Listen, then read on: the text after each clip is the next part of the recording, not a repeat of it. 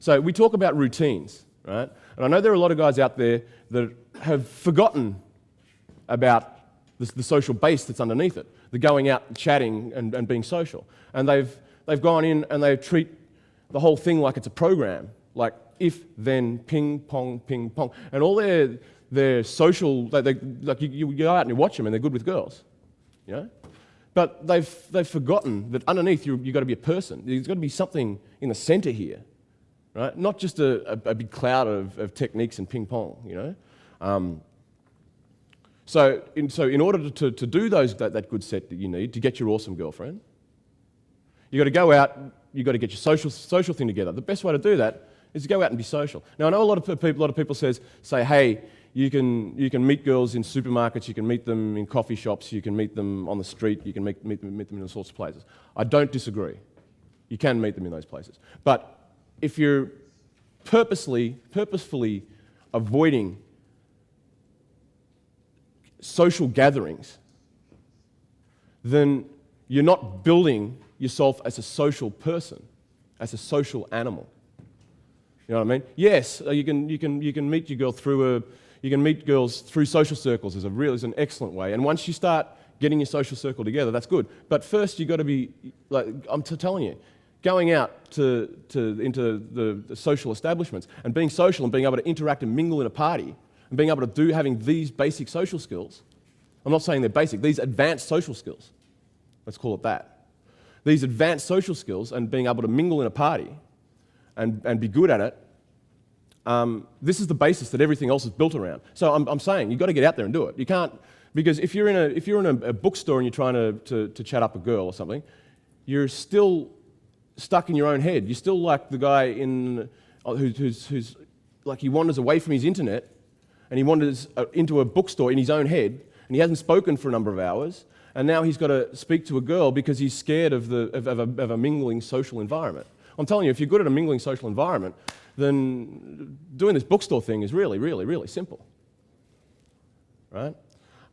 So I'm just saying, don't shy away from that. Like, I understand that it's really easy to meet girls online, and I'm all for it. I say do it, right? But supplement that with real social activity. I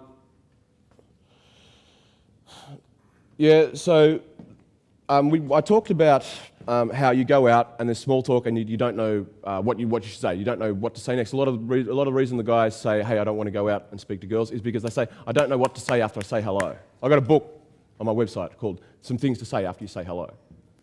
Right? And so what I'm saying here is that when you don't know what to say before you say hello, before I stand up here on stage, I know what I'm going to think about, what I'm going to talk about. Right?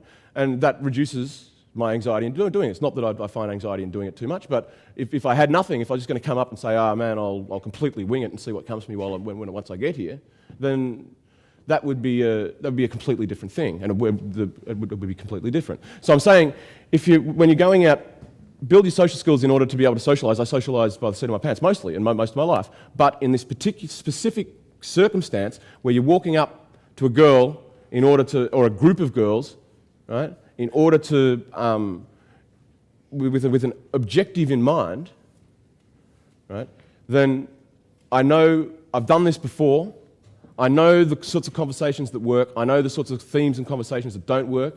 When something does work, I'm going to use it again. Right? This is not pickup lines, guys. This is just like using your stories from your own life that people find interesting, you know? So if you use that stuff, you can, look, when people come to me, the routines you use all the time. When people say, what do you do for a living? You have a standard answer. Right? This is a routine. Whatever you say, you might play up your job, you may play it down, whatever, but you have a standard way of doing this and you know what you're trying to do with it. Now, if you recognize that you have that conversation more than once, let's stop pretending that it's anything other than a routine. And when people demonize pickup lines, and that's because they don't understand that when you're out there in your world talking, this is not some cheesy thing. This is like me. I answer.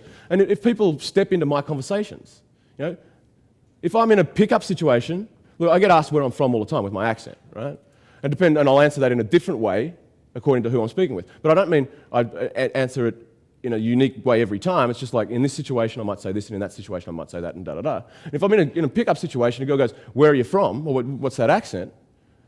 Then boom, you just step straight onto my stuff. You know I've had this thing 1,000 times. I can say, ha, look at you. You know? All you American girls are the same. First, you compliment on my accent. Then, you're going to want to buy me a drink. Next thing you know, you're going to want to take me home and see your stereo. Hey, slow down. Right? Boom, you stepped onto my routine. She asked an innocuous question. I get to know you question. And I have a powerful thing, a way of handling that. Now, that's mine. Right? This is about me, about my life. You guys have the same questions asked you all the time. You have it. Right? Then if you don't have an accent, you can't use my routine. If you don't have an Australian accent, you can't use my routine. But you do have, these are things you have all the time, so get them good. If you're having these conversations all the time, why should they be vapid conversations? Why can't they be good conversations? You know what I'm saying? And once you're there, you can say, it's easy because you've done this before, you've had this conversation before. This is not the first time you've had this conversation. So you're going up to a girl, it's like, you know what you're doing, you've spoken to 15, 20 girls with the same, not exactly the same stuff, it's still a dynamic thing, still bi-directional, right? But you're going out, and this is a new people meeting exercise. This is not your general social life. A lot of people say, I don't want to be scripted, I want to be natural. I want this to be an intuition, and da-da-da, I want it to be intuitive. I say, yes, absolutely. When you're going around, when you're sitting around a barbecue at somebody's house, you shouldn't be having scripted conversation, absolutely. I'm saying, on that base of being able to make small talk, on being able to do this, in this specific situation that very, very few people in the mainstream understand. Because once you're in a relationship, you're out of the partner market. When you're in a market to look for partners, which is what all you guys are here, what you're all learning, you're all here learning, right? Then you've got to educate yourself on the partner market. Look, if I'm going to buy a car, I'm not in the market for a car at the moment, right? But let's say tomorrow I decide I'm going to buy a car. The first thing I'm going to do is I'm going to start studying the car market. I'm not going to make an uninformed decision. I'm going to try to get the best deal that I can get. So let's start looking. Right? Here we have the partner market, right? And for some reason it's seen as a taboo to study it. It's not a taboo. This is one of the most important things in your entire life. To get married, man, that's a big purchase decision. Right? And so absolutely you should be out there studying how to do it. And in that situation, you're going out and you're meeting a lot of people. This is not your general social situation. This is not just hanging around making small talk with people you already know. And this is why people who are in relationships want to have all this misguided advice because they've already done that partner, they've already been through the partner market, they've come in and they want to tell you how to do it. And you're like, come on, yes, I know in your life you don't have to have, you're not having the same conversation over and over again because you're not meeting new people all the time, the way I am, in a cold approach, in a bar, with risky sexual rejection, da-da-da-da. But I am. And I know since I have these conversations all the time, every time you meet somebody new, you've got to find out about them, they've got to find out about you. And in doing that, you're having the same conversation over and over and over and over and over, regardless of whether you're trying to script it and make it good. Right? And so I'm just saying that as you go out there and as you have these conversations and as you meet new people, you just use the stuff that people enjoy, Hey, it's Clifford. I hope you enjoyed that video. This is really the tip of the iceberg. In order to really transform your life into being the type of man that women go to bed dreaming about, you need to access our exclusive and famous free newsletter. To do so, click on the link below in our description and submit your application. Once your application is submitted, if I'm convinced that you've got what it takes to become one of us and make your dating life the stuff of legends, you'll receive a personal email from me with the next steps to take. I will see you on the other side.